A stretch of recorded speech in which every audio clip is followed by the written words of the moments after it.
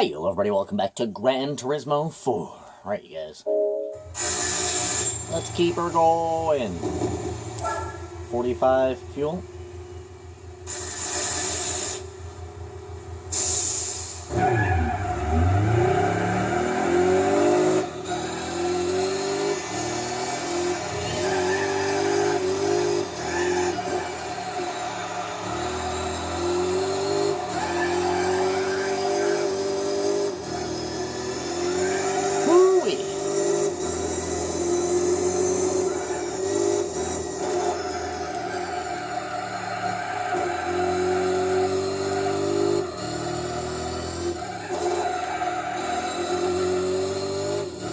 I believe it is lap 42.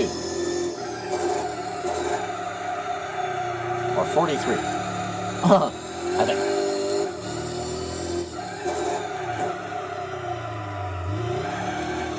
Whoa. Come on now.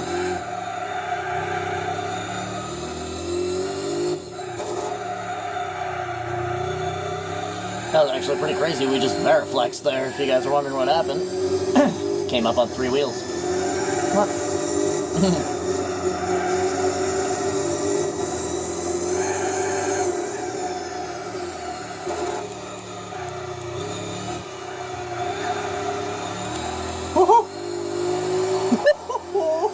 Dude, that steering wheel action was insanity. Come on. Good girl.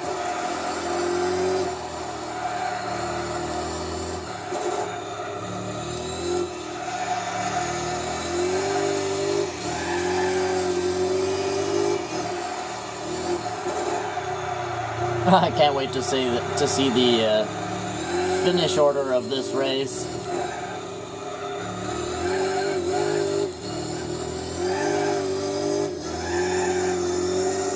Because we have a tiebreaker, plus we have the little Fiat 500. It is lap 44. Yeah, we got the little Fiat 500, capable of actually running some pretty supreme laps out here on Côte d'Azur, just given the design of the track itself. It's pretty funny how just the way things work out sometimes.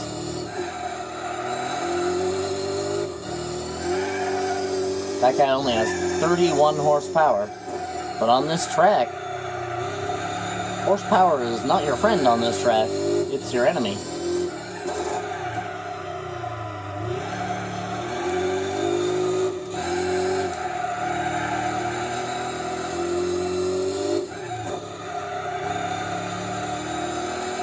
Whoa. Good handling on this track is what you want.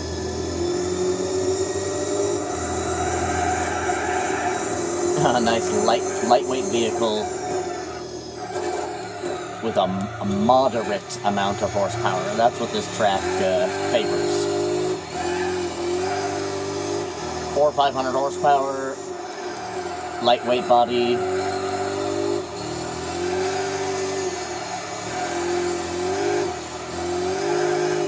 This isn't exactly the car for this particular track. Whoa. Come on now. Almost felt like we hit a oil slick or something there.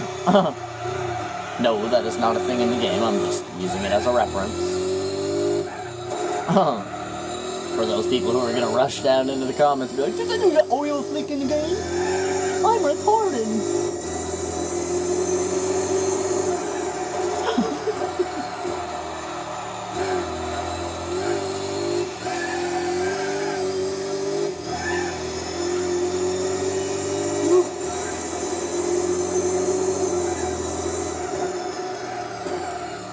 A little bit of an overcast day on Côte d'Azur as well. Sun is there, but she's behind some hazy clouds. Sometimes the sun on this track is fucking completely blinding. Luckily today it's not too bad.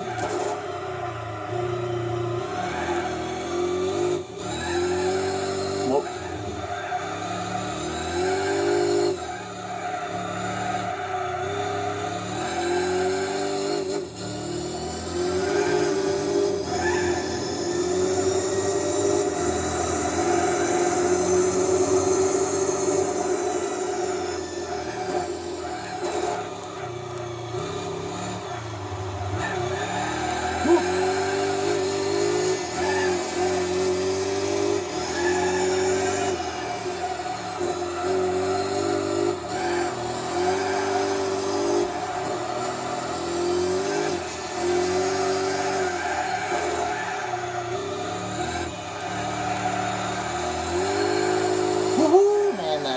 baby.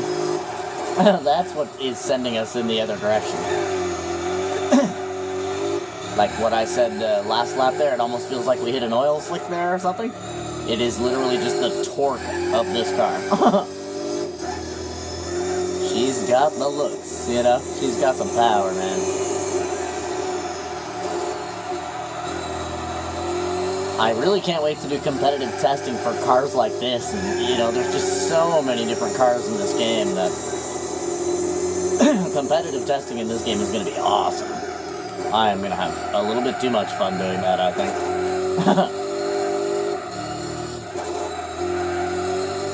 Oh, just so everybody knows, we might be on, like, episode, you know, whatever, 100-something right now. Brother, this game is going to go to, like, a couple thousand episodes. So, subscribe to the channel, you know what I'm saying? We are going to play the living daylights out of this game. Not only just a 100% playthrough of the game, but we are going to do competitive testing, as I said. And that is 725 cars. So that's 725 individual episodes. But I have something a little bit more special planned for Gran Turismo 4 than I did for Gran Turismo 3. Because in Gran Turismo 3, Nürburgring is not in Gran Turismo 3, but it is in Gran Turismo 4. So I think we're going to do a 2-part competitive testing series. Come on! Fuck, I couldn't turn back to the right there. What the fuck's going on? Hold on.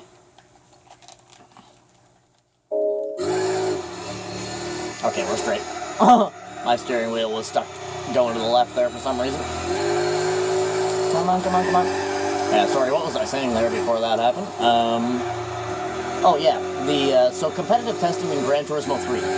If you guys remember, or if you don't know, go into my playlists, find Gran Turismo 3, go past, like, episode 200-something, and you can see that we literally competitively tested every single car in the entire fucking game. If you haven't seen that, it's very entertaining. It's actually the most fun I've had on my entire channel. In the 5 years that I've been doing YouTube, it is the most fun I've ever had on my channel, doing competitive testing for every car in Gran Turismo 3. It's very entertaining to watch. It's like you just sit there and hours go by, you know, there's just 172 cars, so pretty cool stuff. But Gran Turismo 4, you guys, we're going to be doing it big. Like Tyrannosaurus big. Because not only are we going to do competitive testing for each vehicle, but we're going to do like a 2-part competitive testing for each vehicle. Meaning, each vehicle is going to have 2 videos, not just one. It's going to have a competitive testing video where, obviously, we return to our roots of Gran Turismo 3 competitive testing, but the second video, you guys, is going to be the Nürburgring Challenge. Oh, shit. Nürburgring is a pretty big track, so in order to actually competitively test cars on Nürburgring, you need some time. Right? You need time. So, to do the first competitive testing, like with a quarter mile and then the midfield hot lap challenge, although I don't think we'll be doing the midfield hot lap challenge, I was considering doing the special stage Route 5 hot lap challenge, you guys. I think it would be much cooler to do SS5 hot lap challenge than it would be to do midfield. SS5 in this game is great.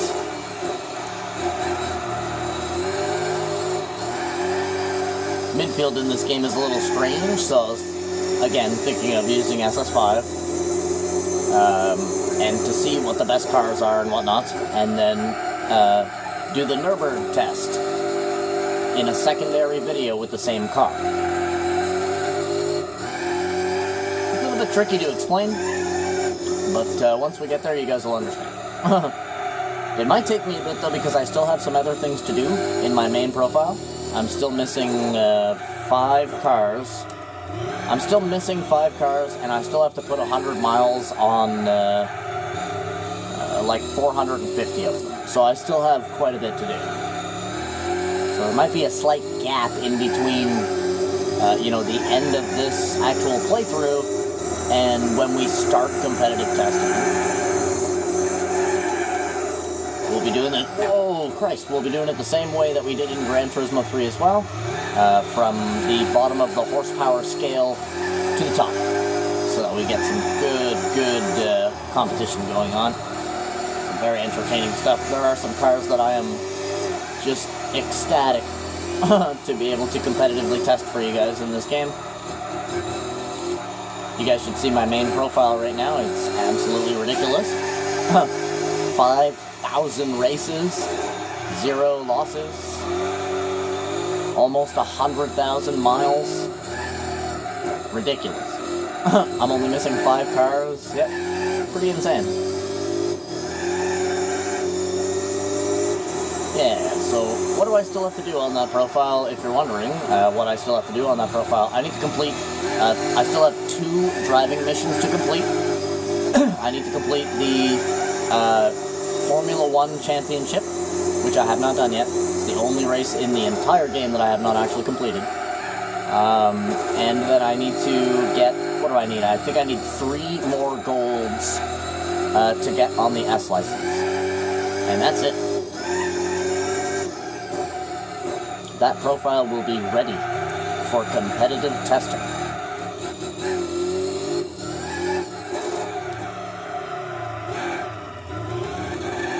Come on.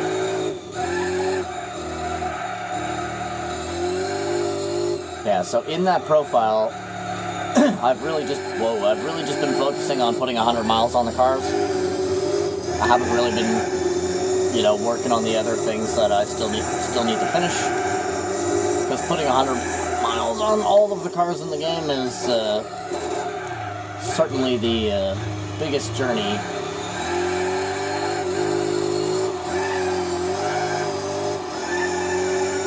Like, to go after golds for the licenses, it's actually not that hard. You just have to really focus on it. Don't get demoralized if you can't beat one. Just go to a different one, I'm telling you. Pick the next one. You know what I'm saying? Like, go get the gold on a different one, and then come back to the one that you were having trouble on. And I'm telling you, suddenly, you'll just be the fucking Al-Chazib of whatever you're trying to do. Like, you will get that gold. You'll end up netting it. That's happened to me so many times. Come on. 41 fuel. Half a tank, if you're wondering.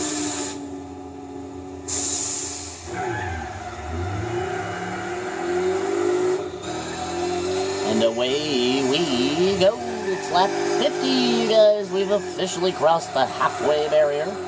So if we look up at our total time, we are at 1 hour 34 minutes, which gives me a rough idea that this race will take about 3 hours and 8 minutes. Roughly. Which is not too bad. Originally looking at the lap times of 2 minutes there and 99 laps, I was like, man, it's going to be like 3 hours 10 minutes. Or 3 hours 20 minutes, I said. And it's going to be about 3:08. That ain't bad. Another bullet time, you guys. 3:08. That'd be cool if we did actually finish at 3:08. Come on.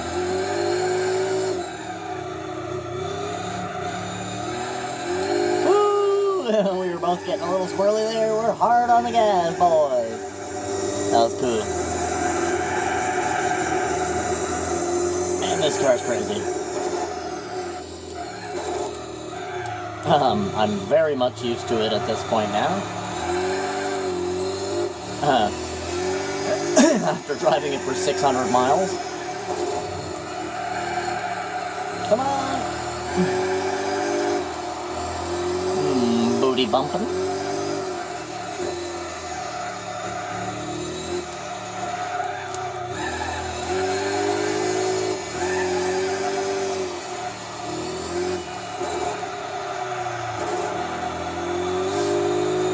There, we're far enough ahead now that I can kind of fuck around here. I'll try to get an angle on the bikini girl for you guys. This is one of the ones that nobody ever sees. Jaguar E-Type going in the box. Yeah, this is one of the little secrets that nobody ever actually sees. It's kind of tricky to get an angle on it. We might not be able to in this car because it's a pretty long car, so the camera is very far back. What's it called? A good way to see over objects if you want to, you know, try to see what's past a guardrail in this game or something like that is to get into a large vehicle. So get in like the Nikon or something like that, like a big SUV.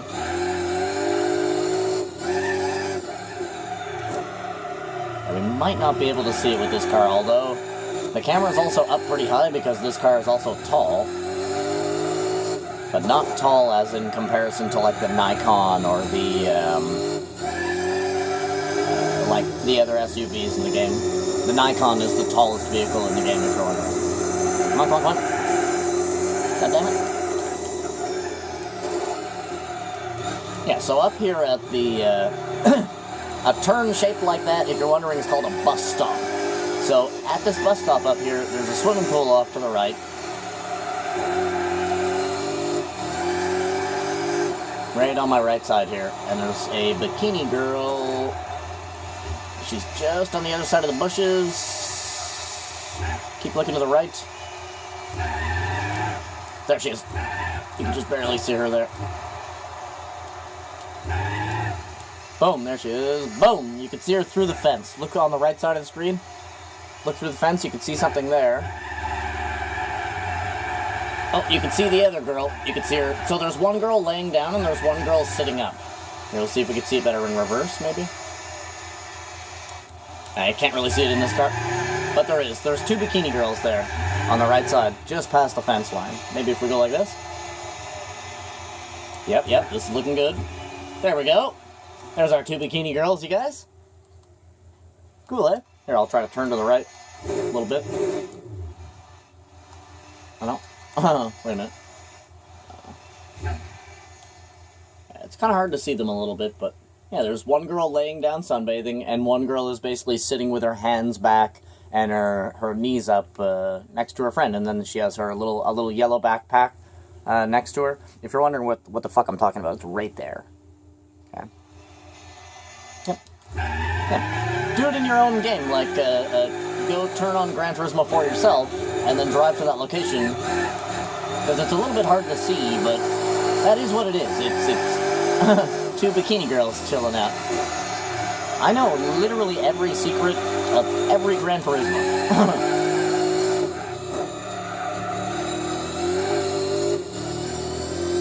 Just goes to show you how much I've actually played this game. It's like I've basically wiped out or had a situation on virtually every inch of every single track in this game. And that's how you end up noticing things like that.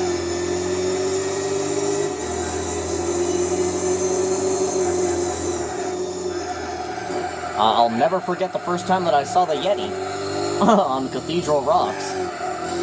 Yep. I was in the older Subaru. The one with the oval headlights, not the circle headlights, the big, like, rectangular oval. And I was coming around the corner, and I kind of put my left tires on the snow a bit, and it caused the car to do like a big whiptail to the opposite side.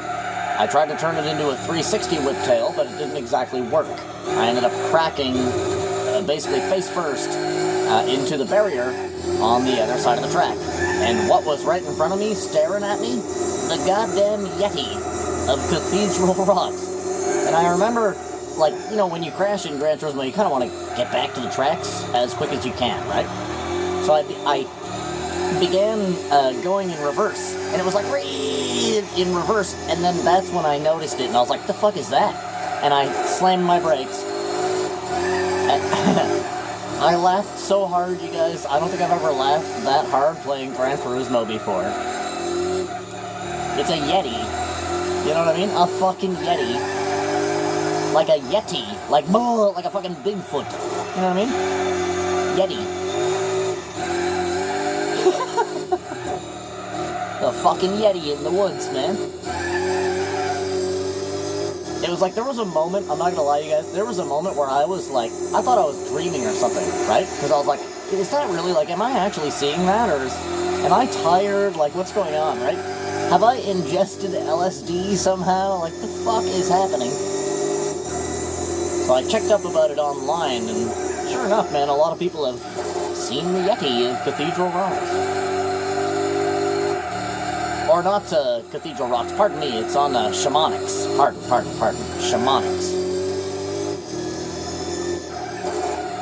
So, on Shamanics, there's the area that's like half tarmac and then snowbanks on the sides. And you kind of do like a little bit of a whippity-whoopity, and then you go through that tiny little tunnel. So the Yeti is right before you go through that little tunnel. Off in the woods, to the side of the track. He's kind of hiding behind a tree. Like, if you don't know exactly where he is, it could take you fucking hours to find him. I'm sure you could probably type in on YouTube, you know, Gran Turismo 4 Yeti location or something like that. Fiat 500, hitting in.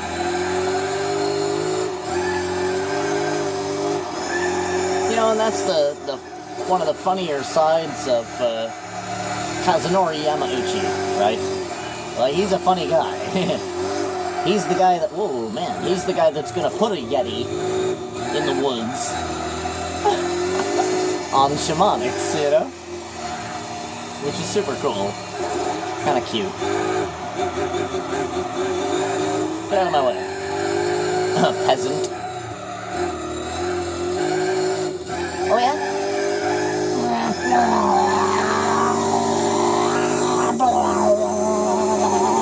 Brother, you're slow.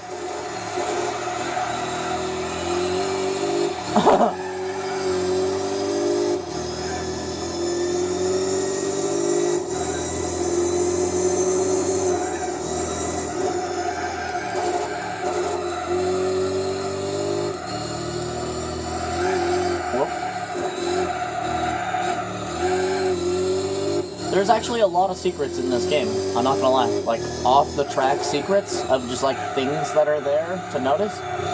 Like the two people up on the balcony here as well. So this is Hironobu Sakaguchi and damn, I can't remember his name. So Saka is Hironobu Sakaguchi. What the fuck am I talking about? So this is Kazunori Yamauchi, pardon me. So Kazunori Yamauchi, his wife, and one of the consultants of the game. If you look right up there on the balcony, fuck off, blurriness. If you look right up there on the balcony, you'll see 3 people standing on the balcony. So you can see those 3 people standing on the balcony. Pretty crazy stuff. That is Kazunori Yamauchi, his wife, and his friend. He was one of the consultants for the game. Pretty trippy shit. Like, this game has so many little secrets in it, right? That you wouldn't even know unless somebody, like, told you about it or something.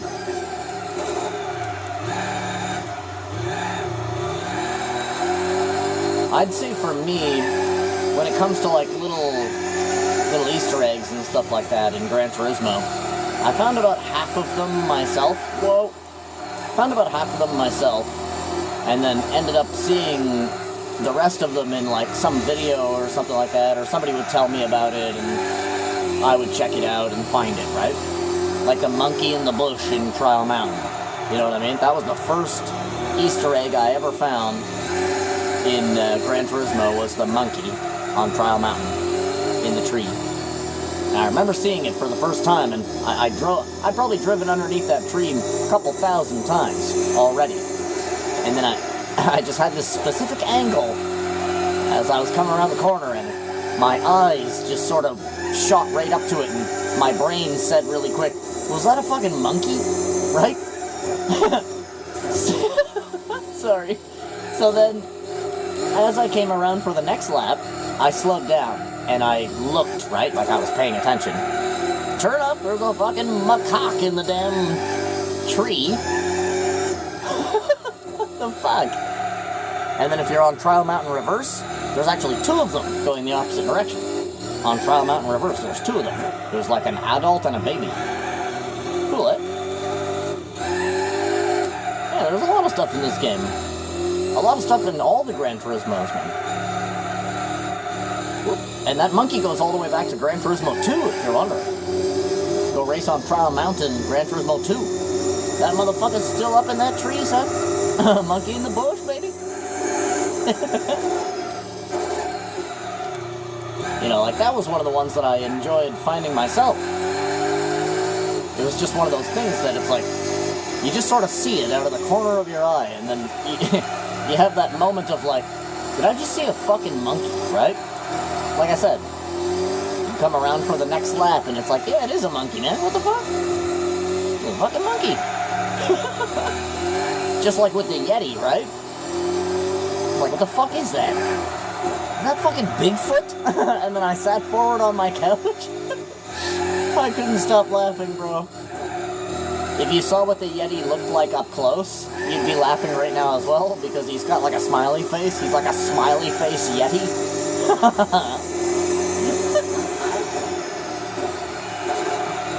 Oh, shit. It is lap 56.